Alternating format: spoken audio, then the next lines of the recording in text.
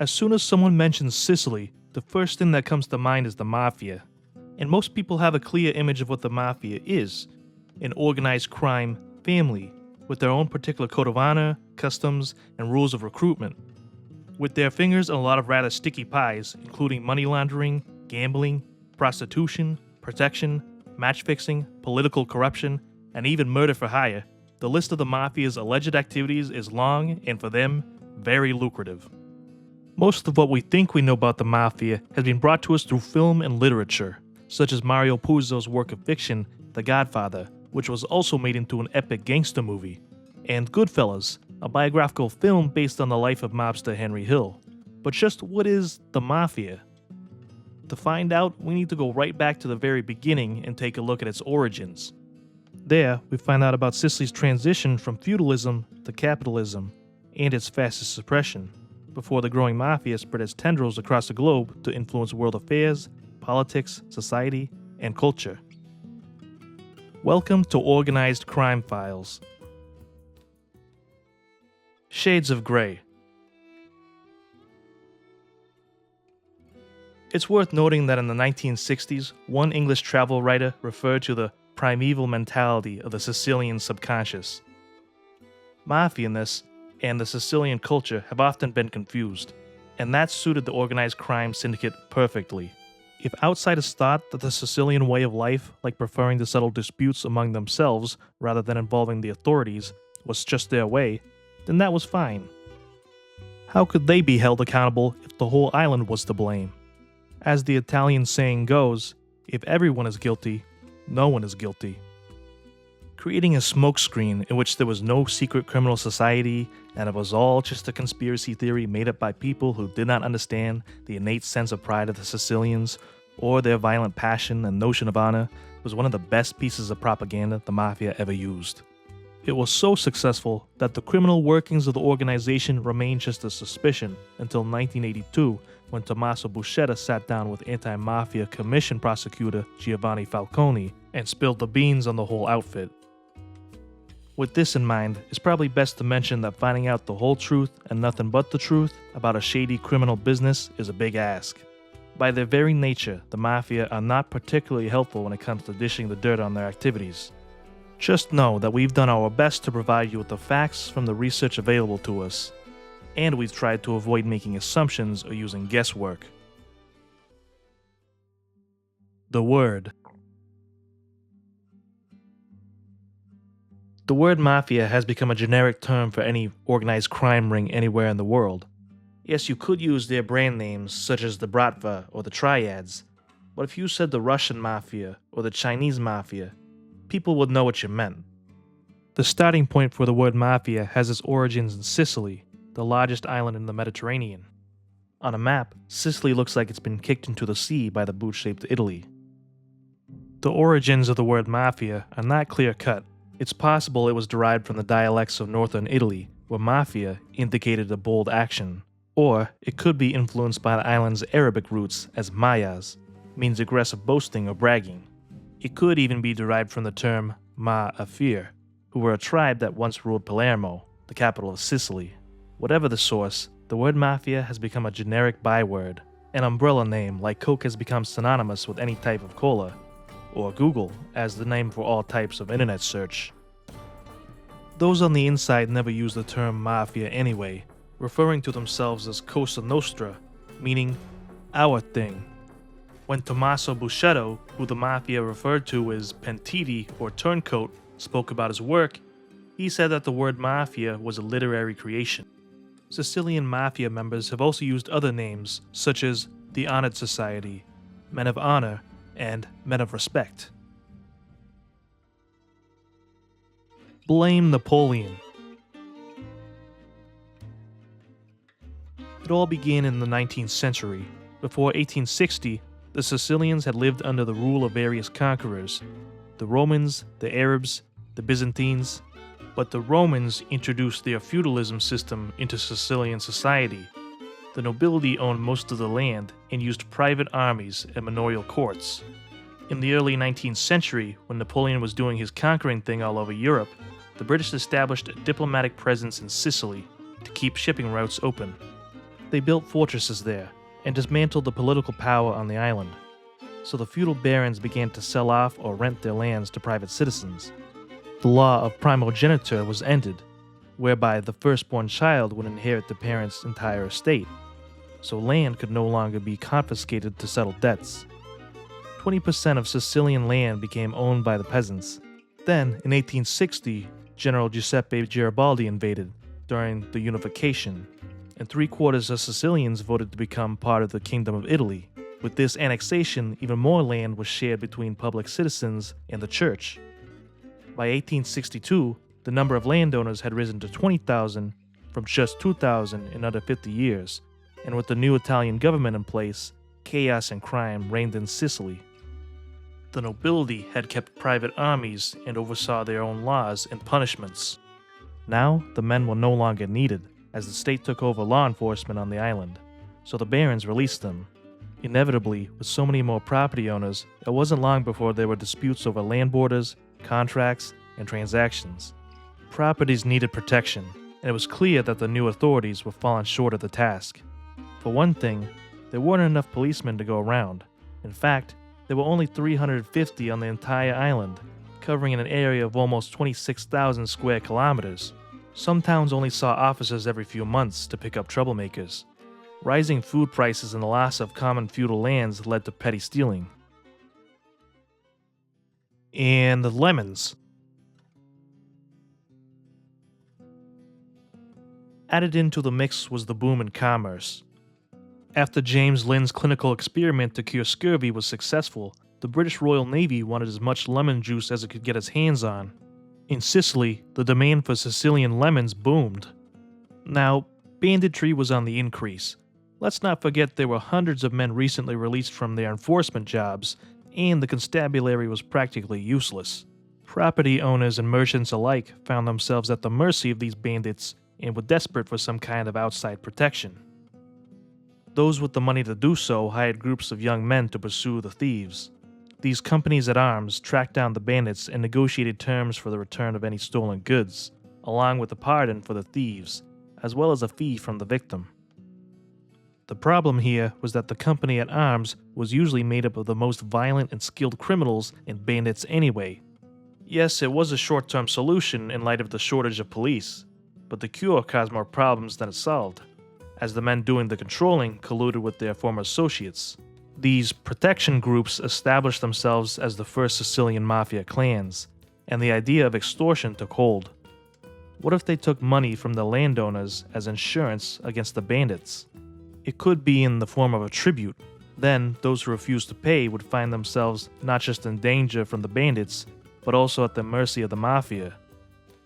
The victim would find that their properties suffered from frequent robberies, fires, or acts of vandalism. If the owner dared stand up to the Mafia, they would be threatened and physically attacked. These beatings would increase in ferocity until the victim either gave in to the intimidation and paid up, or was killed. After all, the Mafia had to make sure that the people were aware of the consequences for anyone brave or stupid enough to go against them. Italian authorities even asked the Sicilian Mafia to help them go after the more dangerous criminal gangs on the island. As a reward, the officials looked the other way as the Mafia continued their extortion racket of landowners. The mistake they made was believing that the arrangement was just a temporary fix until order could be established. Instead, the Mafia not only expanded their illicit activities, but also embedded themselves into Sicilian politics, intimidating people to vote in a particular way for candidates who were indebted to the Mafia. They were influential in the island's economy, offering protection to the prosperous orange and lemon growers, manipulating market prices, and even acting as middlemen between producers and exporters. Even the Catholic Church was beholden to them and depended on the Mafia to oversee its vast portfolio of property holdings on the island and manage the tenant farmers. The local people helped to legitimize the Mafia by going to them for help. In that way, the whole island became involved in their activities, either directly or indirectly, by covering up for them. One rule that the Sicilian Mafia adhered to was a strict code of silence, known as omerta, and the people followed suit. No one went to the authorities to seek justice. They went to the Mafia. Nobody ever went to the law telling tales. They went to the Mafia. As far as the people were concerned, they were men of courage, resolution, and honor. The sound of silence. In 1864, the leader of the Palermo National Guard, Niccolò Turrisi Colonna, wrote about a sect of thieves controlling Sicily. He said that the government's heavy-handed attempts to suppress crime had made things worse and disaffected the people. The sect comprised men from rural areas, but of all classes, including wealthy farmers alongside smugglers and cattle rustlers. Colonna described how members of the sect had special signals to recognize one another, offered protection for a fee, and mocked the law by sticking to a strict code of silence. He said of the gang, affiliates every day of the brightest young people coming from the rural class, of the guardians of the fields in the Palermitan countryside, and of the large number of smugglers, a sect which gives and receives protection to and from certain men who make a living on traffic and internal commerce. It is a sect with little or no fear for public bodies because its members believe that they can easily elude this. In 1865, the phenomenon was first described as Mafia in a communication from the prefects of Palermo to Rome. In the 2 years between 1898 and 1900, Armando Sangiorgi, the police chief of Palermo, identified 8 mafia clans on the island with 670 members. Their crimes included witness tampering, counterfeiting, kidnapping, robbery, and murder. It was also noted that the mafia kept a pool of money to support the families of any imprisoned family member and pay for defense lawyers. Crackdown. By the dawn of the 20th century, the mafia was fully entrenched in Sicilian society and had become part of the culture. In 1922, the fascist dictator Benito Mussolini came to power and became Prime Minister of Italy. He swore to destroy the mafia and assert control over Sicily in an attempt to strengthen his arm and empower his rule. Mussolini visited the island in 1924.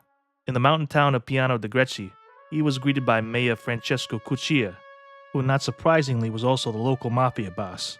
Cuccia was shocked that Mussolini would feel the need to bring along a police escort and explained that while he was there, Mussolini was under his protection and didn't need his bodyguards.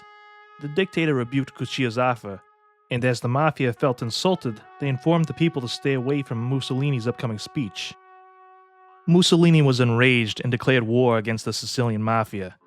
In 1925, he launched a swift and brutal crackdown on the mobsters' operations, sending in Cesare More, his iron prefect, to lead the campaign.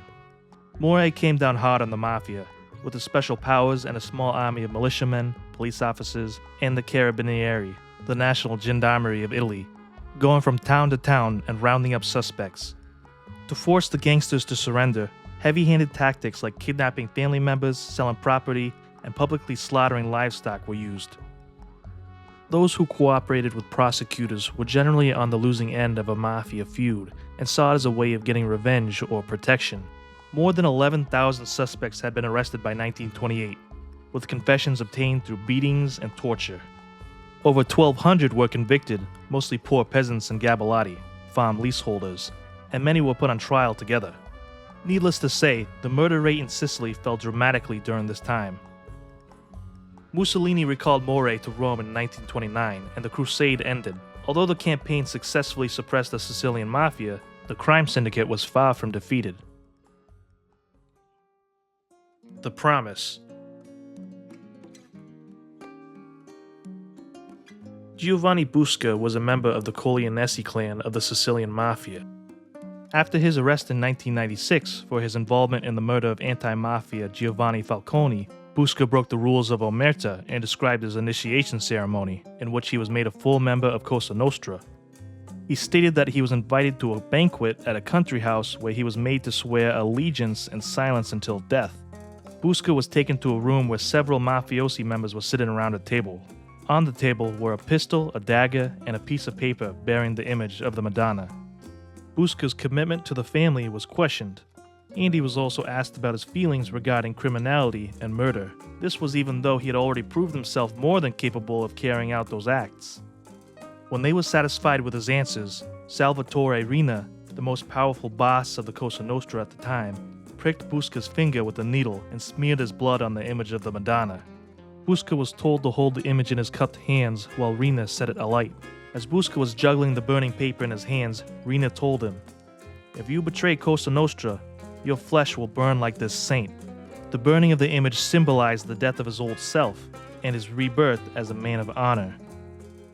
To avoid infiltration from undercover police or rival factions, the Mafia had strict rules about how a man could join the crime family. This meant that a mafioso could never introduce himself to another mafioso, even if he was aware of the man by reputation.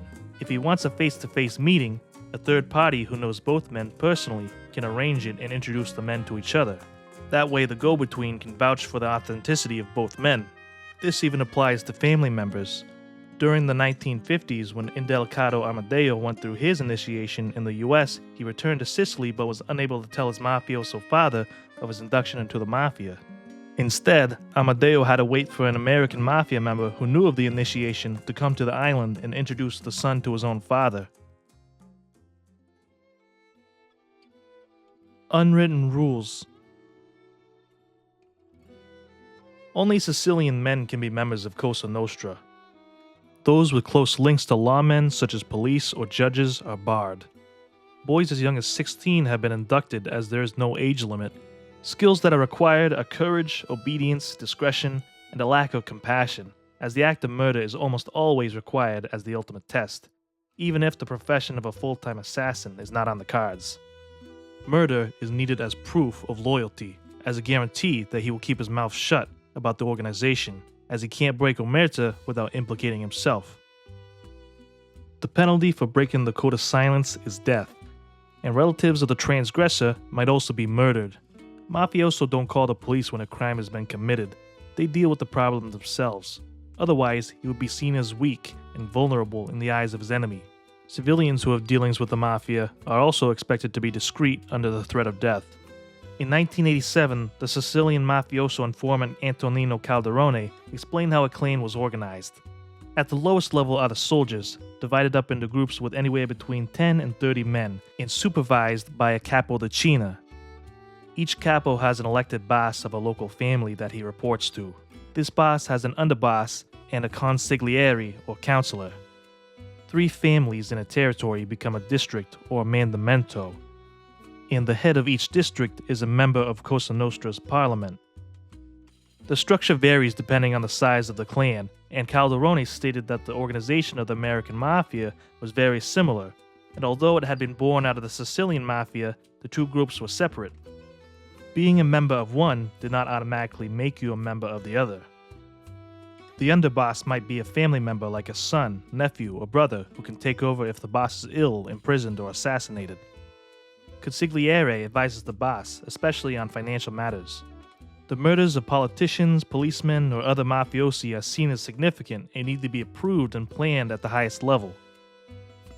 The title of Don, often used in Hollywood depictions of the Mafia, was given to a man of status, but the word didn't originate with the formation of the Mafia. It had been the habit to use the title in Sicily for many years before that. Calderone also listed a set of commandments, guidelines to be followed by every member of the Mafia, who he referred to as men of honor. The rules were that they must never touch the women of other men of honor, never steal from other men of honor or quarrel with them, and only kill one if absolutely necessary. Never speak to the police, keep silent about Cosa Nostra to all outsiders, and never introduce himself directly to another man of honor. He should also behave well, be clean, and well presented, and never touch drugs. The writing down of any incriminating information was forbidden. What if it should fall into the wrong hands like those of the police or the enemy? Michael Cavataio, the Italian mafia boss known as Il Cobra, found out the punishment for doing so in 1969 when he wrote down the names of all the Palermo mafiosi and marked their territories on a map. He discussed how he thought the Palermo families should be reorganized and showed the map to senior mafiosi during the peace negotiations. The other mafiosi were outraged, and with Cavataio already under suspicion of double dealing, Antonino Calderone claimed that the writing of the map sealed his fate. Cavataio was assassinated, along with 3 of his men, by a collectively sanctioned mafia hit squad during the Lazio street massacre. Despite searching his body, the map was never found. The strict banning of keeping any documentation could also explain the strange ritual used to initiate new members, as contracts can't be written up or signed. Land of Opportunity. Between 1800 and 1914, around 4 million Italians arrived in the USA. Many came from southern Italy and the island of Sicily. In New York City, the Italian immigrants settled in Manhattan in impoverished neighborhoods such as Italian Harlem and Little Italy. Organized crime followed as a consequence of the Sicilian Mafia and evolved into a separate unit, partly independent of the original. Eventually, it absorbed other Italian crime groups such as the American Camorra, formed by a group of Neapolitan immigrants in Brooklyn. In Naples, their organized crime syndicate is referred to as the Camorra. The Morello crime family was one of the earliest Sicilian gangs to set up in the US and New York City, based in Manhattan's Italian Harlem. Giuseppe, the clutch hand Morella, immigrated from Corleone, Sicily in 1893, and formed the Morello gang, also known as the 107th Street Mob, along with his brothers. Their main ally was Ignazio Lupo the Wolf Lupo, a mobster who controlled Little Italy. Together, the Morello-Lupo alliance worked alongside the powerful Sicilian mafioso boss, Don Vito Cascioferro, in 1903, in a major counterfeiting ring where $5 bills were printed in Sicily and then smuggled into the US. Their method for disposing of bodies became known as the barrel murders. They were the first crime family to launder illegally earned money through legitimate owned family businesses like stores and restaurants. As well as counterfeiting, the money came from loan sharking, robberies, and extortion. By taking small amounts of money from business owners every week for protection, they found they could earn much more than just demanding a large one-off payment, which might bankrupt the victim. Giuseppe was killed during the Castellamarese Mafia War in 1930. Dry Country. According to author John Dickey, the single most important turning point in the history of organized crime in America was not an execution, a meeting of senior mobsters, or the arrival of some superboss from Sicily. It was the approval of prohibition. The 18th Amendment, urged on by the temperance movement, was passed in 1919 and was seen as a way to clean up society and end domestic violence and alcoholism. The legislation known as the Volstead Act banned alcoholic beverages. In stepped the Mafia, and at a stroke, one of the country's most lucrative industries was handed over to criminals. From raw materials, production, packaging, and transport, right down to the table at the speakeasy, gangsters raked in colossal tax-free profits from booze. And Americans loved them for it. The bootleggers became glamorous romantic heroes, like modern-day pirates, despite their high mortality rate. After all, they only killed one another. Much later, the Mafia hitman Jimmy the Weasel Fradiano of the Los Angeles crime family would confirm this idea when he admitted that he never killed nobody innocent. They were all gangsters. They were killers themselves. The violence spilled out onto the streets in major cities as gangs fought for territory, and Chicago especially found itself at the center of the carnage. During Prohibition, 729 people died in gangland violence in Cook County. The story of the Sicilian Mafia cannot be told without mentioning some of the more famous gangsters like Al Capone. Capone was involved in one of the most famous incidents of the Prohibition era, the St. Valentine's Day Massacre. Capone, sometimes known by his nickname Scarface, was the co-founder and boss of the Chicago outfit during Prohibition. Born in America to Italian immigrant parents, he was seen as a hero by some Americans, a modern-day Robin Hood who was a self-made family man and a philanthropist. On the 14th of February 1929, men working for Capone dressed as policemen and gunned down 7 members of the rival Northside gang, run by fellow bootlegger Bugs Moran. After this, the newspapers dubbed Capone Public Enemy Number 1. Many years later, the Sicilian mobster Giovanni Brusca would explain the difference between the American mafiosi and the Sicilian mafiosi after a trip to New Jersey. He said he was appalled by how chatty his hosts were. At his welcome dinner held at a restaurant, the American mafiosi brought their mistresses and talked openly about other families. Brusca said, "In Sicily, none of us would dream of talking that way in public, or even in private. Everyone knows what needs to be known." He said he was so embarrassed that he left, stating, "It's a different mentality. They live out in the light of day. They only commit murders in exceptional circumstances. They never carry out massacres like we have in Italy." Empire state of mind. In 1930s New York City, Sicilian-born Salvatore Maranzano, nicknamed Little Caesar because he was fascinated with the Roman Empire, became a Cosa Nostra boss. Little Caesar won the bloody power struggle for control of the American Mafia after his rival Giuseppe Joe the Boss Masseria was murdered. Little Caesar became the Mafia's capo di tutti capi, the boss of all bosses, and formed the Five Families of New York. Now, Little Caesar expected each family's leader to report to him, but Charles Lucky Luciano hired men to assassinate him, and the role was abolished. Each family was given a territory and a structured hierarchy that included a boss, underboss, capos, soldiers, and associates. Only full-blooded Italian-American members could become made men and be fully initiated into the Mafia. Lucky Luciano was chosen to oversee all Mafia activities, not only in New York, but in the United States, including the Chicago outfit and the Buffalo crime family.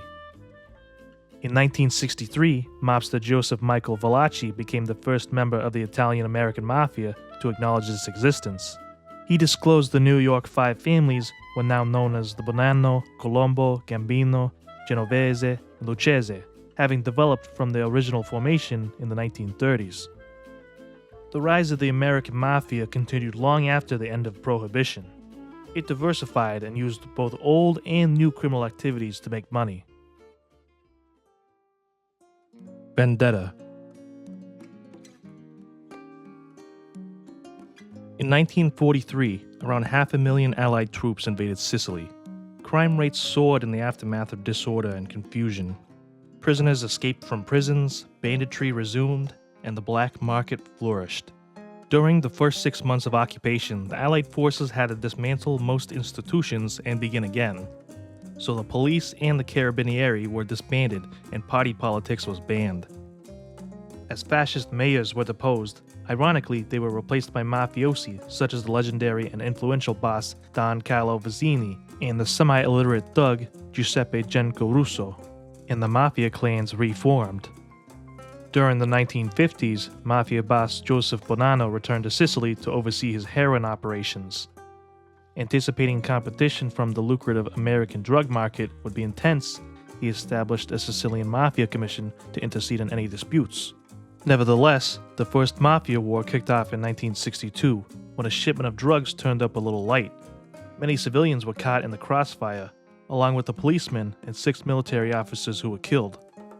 After almost 2,000 arrests, the Mafia in Palermo were hit hard and had to go into hiding. In the 1970s, Sicilian mafiosi moved to the US to control drug distribution networks there. And by 1982, they controlled about 80% of the heroin trade in the American Northeast. After the Second Mafia War in the early 1980s, magistrates Giovanni Falcone and Paolo Borsellino began a campaign against Cosa Nostra. Led by superboss Toto Shorty Rini, known as the Beast, the Corleonesi family mercilessly wiped out their opponents in a campaign of violence. Hitman Giovanni, the People Slayer, Brusca, estimated that he murdered between 100 and 200 people on behalf of Rina. It wasn't just his enemies that Rina had killed, it was anyone whose absolute loyalty was in question. His attempt at a mafia dictatorship had cost thousands of lives, and, as it turned out, the very essence of what Cosa Nostra meant. When they arrested Tommaso Buscetta, he broke the code of silence and turned informant for prosecution against the Corleonesi, who had murdered several of his friends and family. Others followed suit. In 1986, a maxi trial lasting 22 months began. It was held in a bomb-proof bunker courthouse built especially for the occasion in Palermo. 342 guilty verdicts were handed down. The total collective sentence was 2,265 years. It is judged to be the most important trial ever brought against the Sicilian Mafia, and one of the biggest in world history. Mafia retaliation was swift and brutal. In 1988, a Palermo judge was murdered along with his son. In 1991, it was a prosecutor and an anti-mafia businessman who paid the ultimate price. Politician Salvatore Lima was killed for failing to overturn the convictions. Falcone, his wife, and 3 police officers were killed by a 400-kilogram car bomb. Less than 2 months later, Borsellino was also killed by a car bomb along with 5 police officers. There was a public outcry, but after the arrest of Rina in 1993 and his convictions of 26 life sentences, the reign of violence ended and was replaced by a state of quietness known as Pax Mafiosa.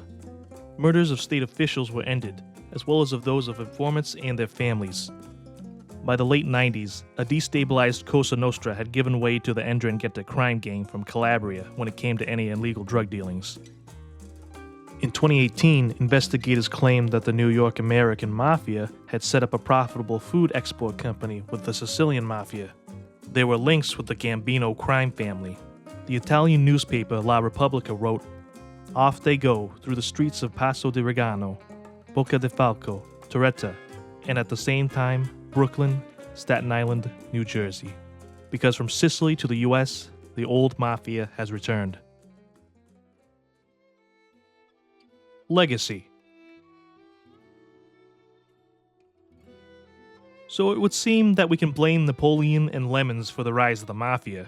Who would have thought from its humble beginnings that it would grow into an organized crime group that would dominate the American underworld? From protection racketeering to bootlegging and money laundering to drug smuggling and everything in between. But the mafia has also influenced popular culture. People just find the stories fascinating and become engrossed in TV shows like The Sopranos, films such as The Godfather, and video games like Grand Theft Auto. And let's face it, who doesn't like a good story?